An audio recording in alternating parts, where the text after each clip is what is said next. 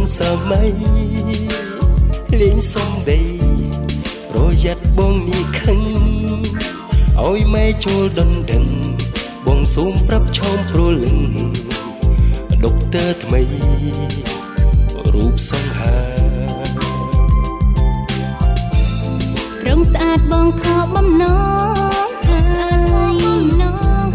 ស្រីស្រត្រឹមត្រូវបងមិនត្រូវប៉ាន់មានអ្វីសំខាន់បងសូមប្រកាន់អូនជាគូស្នេ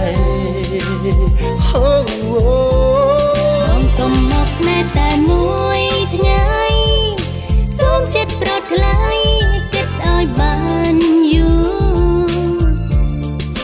សូមឲ្យបងគិត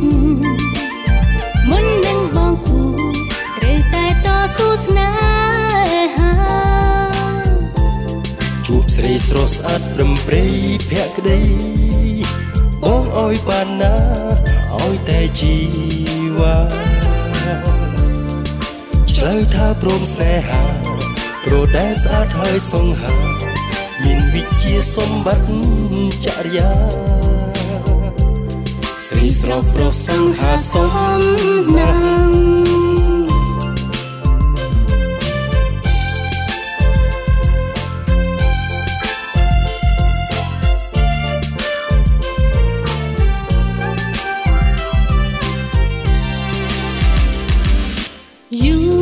សង្ហាអីយ៉ាងនេះ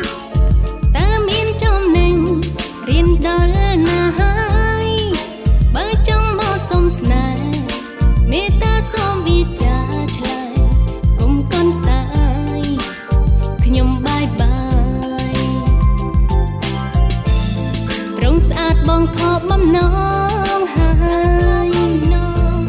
ស្រីស្រត្រឹមត្រូវបងមិនត្រូវប៉ាន់មានអ្វីសំខាន់បងសូមប្រកាន់អូនជាគូស្នេហ៍បងកុំមកស្នេហ៍តែមួយថ្ងៃសូមចិត្តប្រត់ថ្លៃគិតឲ្យបានយូរសូមឲ្យបងគិតមុននឹងបងគូត្រូវតែតស៊ូស្នេហា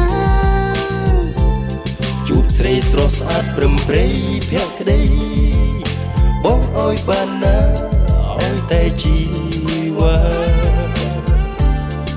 ឆ្លើយថាព្រមស្នេហាព្រោះដែលស្អាតហើយសង្ហាមានវិជ្ជាសម្បត្តិចរិយាស្រីស្រស់ប្រុសសង្ហាសមណាស់